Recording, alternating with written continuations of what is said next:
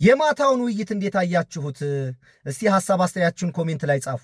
እኔ ባለው ሁኔታ እንኳን ውይይት በእንደዚህ አይነት መንገድ መካሄድ አለበት ብዬ ባላምንም ወደፊት አወያይ ኑሮ በስነ ስርዓት ርዕስ ተይዞ በዛ መንገድ ይወያያሉ ብዬ ተስፋ አደርጋለሁኝ። ለመጀመሪያ ቀን ጥሩ ነው። ግን በዚህ አይነት ሁኔታ ውስጥ ግን ሁሱ ላሳየው ጨዋነት፣ ዲሲፕሊን፣ መረጋጋትና ነገሩን ወደ ፖይንት እንዲመጣ የሚያደርገው ጥረት እኔ በበኩሌ አጨብጭቤያለሁኝ።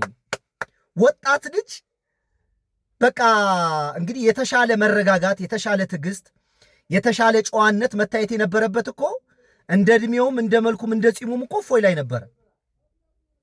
ልጁ ምንድን ነው እነ ልጆቹ ላይ ያለውን እውቀት ጠንቅቆ ያውቃል። ግን እንዲህ አይነት ውይይት ይደረጋል? ለብትበራለ ማን ብለህ ነው? ይሄ ምንድን ነው? ከሁሱን አንደኛ ነጥብ አስጥሎ ፖለቲካውን ለመጠቀም፣ ሁለተኛ እሱን በማበሳጨት መስመር እንዲስት ማድረግ ነበረ። ልጁ ግን አንደኛ ነው፣ በጣም በቃ አንደኛ ነው በጣም። ከዛ በየግላቸው ግን በሁሱም ሳይድ ይሁን በዚህኛው የነበረው የግራና የቀኝ ጩኸት ጠበቃ ለመሆን የሚያደርጉት ጥረት እሱ ተገቢ አይደለም። እንዲህ ዶክሜንት ተደርጎ እኮ የተጻፈ ጽሑፍ አለ። ዶክሜንት ተደርጎ የተጻፈን ቁርአን፣ ዶክሜንት ተደርጎ የተጻፈን መጽሐፍ ቅዱስ ጽሑፉን ልክ እንደ ሁሱ አንብቦ መጠየቅ አልቻለም። ይሄኛም መጽሐፉን እንኳን ሲያነበው ሰውን ለማበሳጨት የሚያደርገው ጥረት አይቻልም። ልጁ ከእውቀት ነፃ ነው። እፎይ በጤነኛ መንገድ ስርዓት አድርጎ መወያየት ባህሪና ልማድ የለውም። ጥላቻ ነው ያለው። ጥላቻ ደግሞ እውቀት አይደለም። እንዲህ ጥላቻ እንዴት እውቀት ይሆናል? እንጂ በትክክል አሁን ይሄ ሰው እፎይ ፉየገላ እንደተባለው የተረጋጋ አቅልና ቀልብ ይዞ በስነ ስርዓት ሁላችንንም አንገት የሚያስደፋ ንግግር፣ ጥያቄ፣ ውይይት እንዴት አላደረገም? አይችልም። እኔ በቃ በዚህ ልክ አይደለም። የእፎይ ገመና ገና መገለጥ አለበት። የእፎይ ገመና መገለጥ አለበት። በዚህ ልክም ደግሞ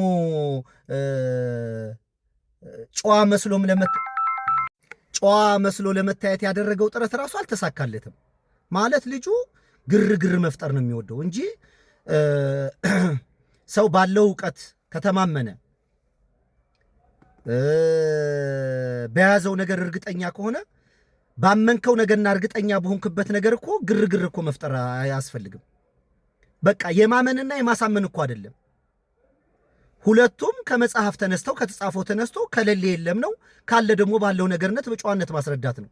ግን አይቻልም። እፎይ ጋር እንደዚህ አይቻልም። ልማዱም ባህሪውም አይደለም። የሚሰራውን ቪዲዮ እዩ፣ እየቆራረጠ የሚያደርጋቸው ነገር እዩ። እኔ ሰሞኑን ባደረግኩት እንኳን ብሮድካስት ስንት የተሳሳተ መረጃ ለሰዎች ለማሳየት እየቆራረጠ እንዴት አድርጎ እንደሰራው ማታም እኛ ቀን በላይቭ የተወያየነውን ለነ ዮኒ እያሳየ ነበር። በመጨረሻ ላይ በቃ አማራጭ በሌለበት መንገድ በእኛ በኩል ያሉት ልጆች ነገሩን ለመወያየት ያደረጉትን ጥረት በጣም አመሰግናለሁ እንጂ የዮኒ ማኛና ይቺ ጆኒ ነው ጃኒ የምትባለው ሴቱን ወንዱቱ የማትታወቅ አጋዘን የምትመስል ሴት ጋር እነሱን እንደ ጤነኛ ተደርጎ እነሱን እንዳሸማጋይ እንዳወያይ አድርጎ መቁጠር ራሱ ያለንበትን እንደ ኢትዮጵያዊነት የመክሰራችንን ጥግ ማሳያ ነው እንጂ እንዴት ነው ዮኒ ዳኛ ሊሆን የሚችለው? ዮኒ እንዴት አሸማጋይ ይሆናል? ያቺ ልጅ እንዴት አሸማጋይ ትሆኛለች? ግን ያለንበት በባህልም በምንም እንዴት እንደወደቀን እንጂ እንደነዚህ አይነት ባለጌ ራሱ ለሽምግልናም እኮ ሊሆኑ አይችሉም። ግን የለንም። እንዲሁም ከጀመርን ቀስ እያለ መጥራቱ ስለማይቀር በሌላ ጊዜ በሌላ ሰዓት ደግሞ እፎይ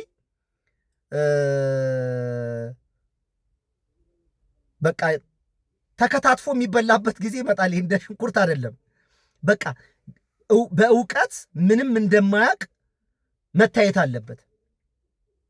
እና እኔ ሁሱ በቃ ከነ ችግሩም ቢሆን አንደኛ ልጅ ነበር። አንደኛ ማለት ነው። አሰላሙ አለይኩም ወራህመቱላሂ ወበረካቱ።